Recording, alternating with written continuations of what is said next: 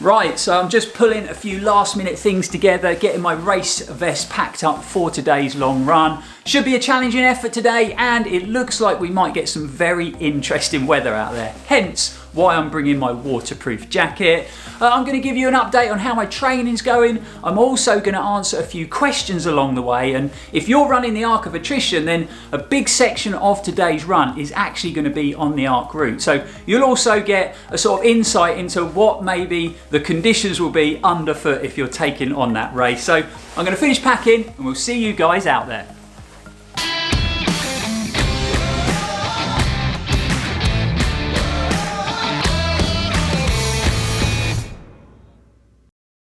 Welcome back, folks, and thanks for joining us for another video. I'm Lloyd Purvis and this is Run4Adventure. So I've headed over to Karud Bay just outside St Ives in the adventure bus for today's long run, and this is where we're going to be starting from. I'm going to be heading across the inland trails all the way to the coast path, and then once we're on the coast path I'm going to be going to Zena, a beautiful little Cornish town that's featured on the channel several times. Once in Zena, we're going all the way along the coast path, sort of towards Cape Cornwall to our turning point. Once we've hit there, we're then coming all the way back on the coast path to here, to Karud Bay. So we should get a big section of today's run on the Arc of Attrition route. Okay, so the kit's on. I've done my warm up. It is still pretty early in the morning. I've got my fingers and my toes crossed for the weather because there's sunshine at the moment, but there's a lot of grey cloud around as well. So I think we might get some rain. And hopefully we're going to do sort of 18, 19 miles on today's run. So let's get on them inland trails and let's pick up the coast path. Rest now, we'll be on our way soon. Close your eyes, the sun will replace the moon. We go on and on and on and on and on and on and on.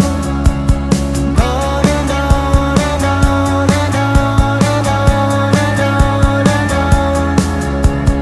Dream on, our troubles will soon be gone.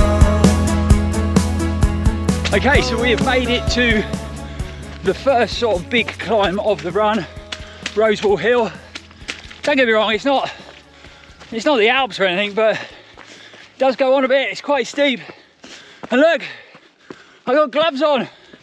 First time this year. The wind is pretty chilly, that's for sure. But we should be a bit more sheltered when we get to the coast path. Whew. Let's get up this hill, because it's definitely worth it for the views at the top. Dream on, our troubles will soon be gone. Hold on, our future has just begun.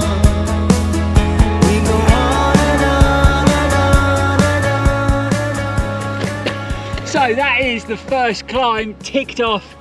It's been a long time since I've been up there, and that was hard work. I don't know about you, but I'm not the best first thing in the morning. The body always feels a bit tight. The lungs find it hard to get the oxygen, and it normally takes me a couple of hours to sort of warm up. I always run better in the afternoon or the evening, but you know, you've got to get out here and get it done. However, it is definitely worth it for all the amazing views, especially with this beautiful sunshine. 360-degree views. Beautiful Hale Beach down there. Cod Reevy in the background. There is a rainbow in front of me, and that's where we're heading, so I dare say there's a bit of rain. So let's get out of this wind and get down on the coast path. A few moments later.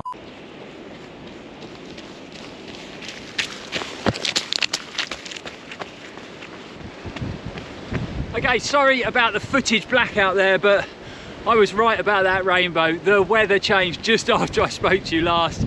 It was like a squall came in, so had some heavy wind, and it was like sleet or hail smashing me in the face. Super painful. So I had to hide behind a bush and a wall and sort of shelter and scramble to get my jacket out. But now I've got it on, I feel a lot better protected. And actually, the weather has changed a bit and the sun's come back out. So I've made it into Zena, and we are at the top of the infamous Zena steps. So if you've seen our pirate video where we followed Steve White to his victory in the Arc, this is where he was sitting, just here. He had a bit of a mental breakdown here. He was leading the race, and this is where Ashley overtook him. And He managed to lift his spirits and win that year. It's an incredible thing to watch, an amazing victory. So yeah, at the top of the infamous Zena steps in the Arc of Attrition. So I thought this was perfect timing to answer the first question. So if you have been following the channel, you'll know that I'm lining up on the start line of the Arc of Attrition again next year after my very disappointing and slightly pathetic attempt on it this year. Lots of you guys have been asking, are we going to be doing another Arc of Attrition series building up to the race? And yes, we are, because we got some great videos planned. We're going to be bringing you along on a couple of long training runs in the day and one nighttime run on that super tricky section from Land's End to St Ives. Hopefully we're going to have a few celebrities running with us on that run. We're going to also dive into the kit I'm going to be using, how I'm going to be packing my race vest, and we're going to do a sort of breakdown of my race tactics and my nutritional plan. And then obviously we're going to have all the cameras out, we're going to have the crew out on race day capturing the highs and lows of next year's race. But I'm going to crack on. So obviously it's that way to St Ives. We are going to be heading down the Zena steps and towards sort of Pendine, Cape Cornwall to our turning point. So let's crack on, let's get out of this wind. We should wait for the sun to rise again. You don't need to be scared of the dark. And you'll see when the sun comes up again. There's no reason to fall apart.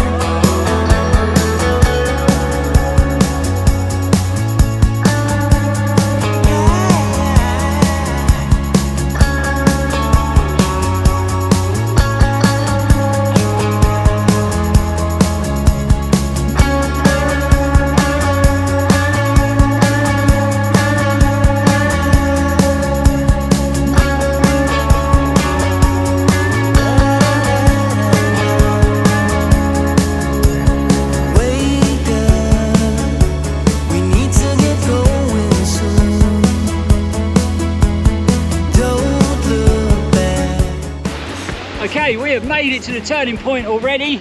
The watch is just about to tick over 11 miles and that has gone super quick. The body, legs feeling really strong. Did take me a couple of hours to warm up this morning, but I felt good ever since then. Just looking at some pretty gnarly weather coming in quite soon as well. The waves are massive today and the wind is super strong. I just thought I'd give you an update on my training. So obviously we went out to Chamonix, got some good tough miles in the mountains there. Unfortunately myself and Liga did get ill towards the end of the trip and I did miss 2 or 3 weeks of running. I did a COVID test, it came back negative, but I still pretty sure it was COVID because it really affected my lungs. So that wasn't in the plan, 3 weeks off running, but ever since then I've been building up gradually. I've had a good few weeks now at sort of high 30 miles and this week I should get in sort of mid 40s, and then after this week we're going to start the big sort of 8-week block building up to the race. We're going to be sort of doing 50, maybe 60-mile weeks, and we're going to be getting in long back-to-back runs at the weekend. So I really can't complain, and touch wood, things are heading in the right direction. I built up a really good sort of base level of fitness now going into that big block, and I think a lot of it has just been down to the way I've been sort of maintaining my body.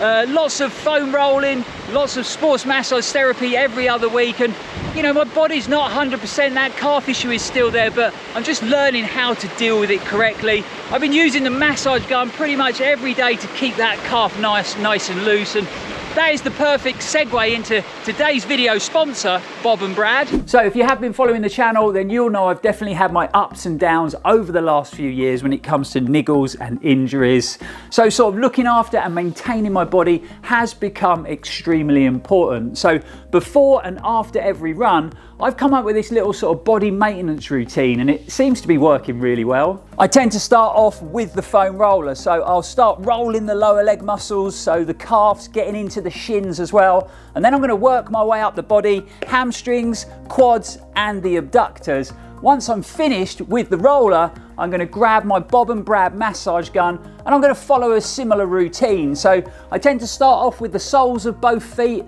with the ball head on the massage gun, and I'll get into those plantar fascias to try and release any built up tension. I'll then work my way up the lower leg, getting into both calf muscles, giving them a really good massage with the ball head, and I'm going to work on all those other lower leg muscle groups as well.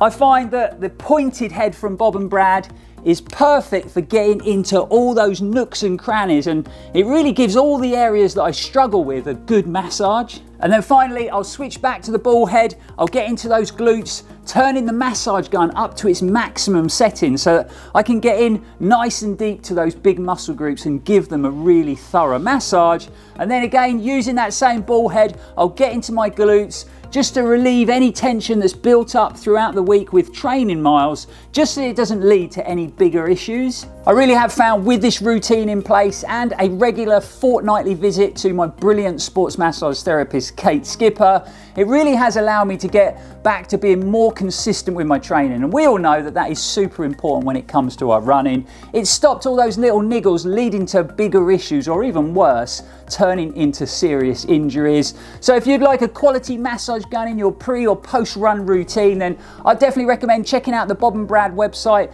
They've got a massage gun to suit everybody's budget, whether it be their Q2 mini massage gun or their all singing, all dancing D6 Pro massage gun that we're actually going to be reviewing on the channel very soon. Even better than that, the guys have got some great deals heading your way on Black Friday and on Cyber Monday, and there is some big savings to be had. So I'll leave a link in the description for the Bob and Brad website so you can check out those amazing deals. I've got to say a massive thanks to Bob and Brad for sponsoring this video, because it is a huge help to the channel. But let's get back to that long run. Okay, here comes the rain again. It is time to get some nutrition in. So I've been using the Precision Fuel and Hydration 90-gram little sachets. Really handy. You can have your gel whenever you want, put the lid back on and take sort of regular sips, and it seems to be working really well in training. As we make our way back, I'm going to try and give you guys a sort of update on how the Arc of Attrition route is looking, especially through this tricky section from sort of Pendine to St Ives. So if you are racing, if you are looking forward to coming down and taking on the Arc, hopefully it'll give you a bit of an insight into what the route is looking like. I can tell you one thing, it's looking very wet and very muddy, but let's get some nutrition in and we'll make our way back up the hill.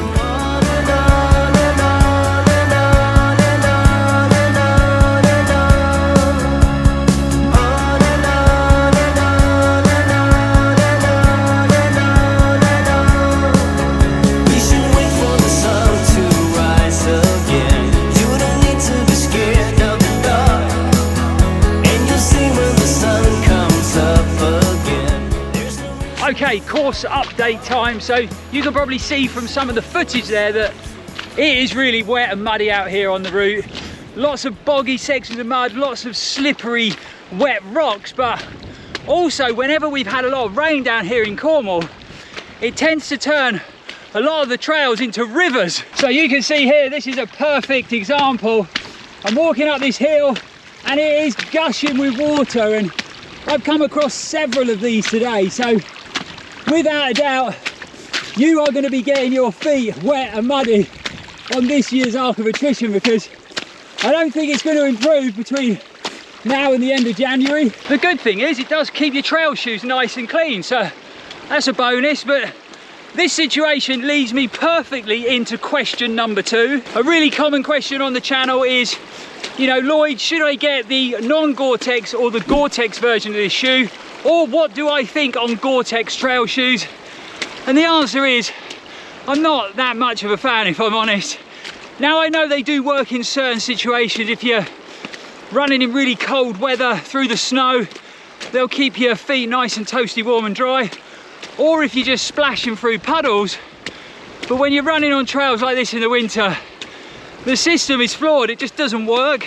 So you can imagine, as I walk up here, I've got water rushing into my shoes, and I've been several times over ankle depth into water, so I can actually feel the water coming in through the opening around the ankle collar, and obviously my feet are soaked. Now, I'm running in the non-GoreTex version of the Merrell Agility Peak 5 today, and yes, obviously my feet are getting wet, but the good thing is it's not holding on to the water. So once I'm out of this stream, my feet will eventually dry off and the shoe's going to expel that water as quickly as possible. And I haven't had squelchy feet once on this run yet. Whereas if these were the GoreTex version, obviously that water would rush in over the ankle collar there, and then that shoe is completely lined with a GoreTex membrane. So that water can't escape, it's just going to sit in your shoes and slosh around, and That's not what you want from your trail running shoes when you're out there in winter. So like I said, I think it does work in some situations, so I'm not going to say no to everybody, but if you're running on winter trails like I run on, or if you're thinking about buying a pair of GoreTex trail shoes to use in the Arc, then I would say maybe it's not the best idea, because I think they actually cause more issues than they fix. Okay, we're still moving well, legs feel good, and we are heading back to Zena. So let's get through to Zena and then on to St Ives. We should wait for the sun to rise again. You don't need to be scared of the dark, and you'll see when the sun comes up again. There's no reason to fall apart. We go on and on and on and on and on and on and on. On and on and on and on and on and on and on. Right, we just dropped down into this more sheltered spot. So we've done 18 miles already, believe it or not. We're just about to drop down into St Ives, so we're gonna get some bonus miles today, but a little bit sheltered from the wind here. The wind has been tough. Tailwind on the back, but super strong gusts. So can be quite dangerous when you're running in those technical areas, because it kind of blows you off balance and you can trip and stumble, and I've done that a few times, but I managed to stay on my feet, so all good.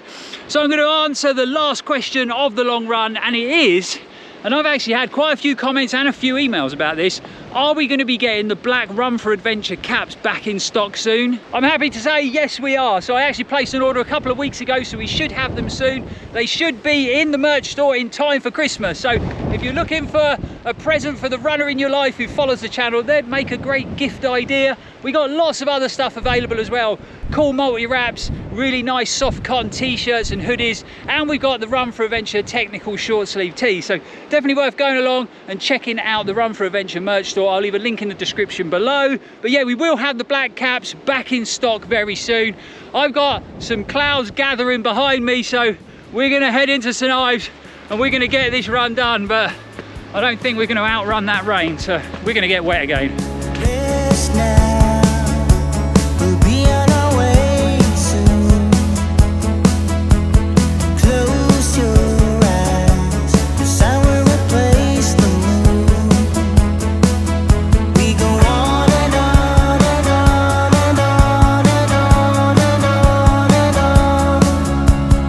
On and on and on and on and on and on. We have made it back, and that was a tough effort in them last couple of miles. I always like to run that last hill. There was no chance I was doing it today. I really was running on empty, but great to get out on that super tough section of the Arc in some very challenging conditions. So definitely had a good workout, but let's have a stretch off, take in some fluids, get some sort of cozy, warm, dry clothing on. Let's get back in the adventure bus. Oh, that is better. Right, feeling a little bit more alive now, so nothing better than putting on cozy, warm, dry clothes after a challenging run like that in weather conditions. And I was struggling towards the end there, low on energy. I had to dig in deep, which is, you know, good training. Those tough runs really do help when it comes to training, especially for a race like the Arc of Attrition. I always keep a little precision fuel hydration energy chew in the van for emergencies, so I'm going to be having that soon, that's for sure. I've just uploaded the run to Strava, and we actually did 21.5 miles today, so a little bit further than I was expecting, but you know, those bonus miles are all good, getting that tough, challenging run in my legs before I start that training block. So things look like they're heading in the right direction. I had some really good kit to help me along the way. So on my feet were the Merrell Agility Peak 5. Level of grip and traction was great in super boggy, muddy conditions and on slippery rock. Although I did slip once on the rock, and that's quite rare for Vibram Mega Grip rubber.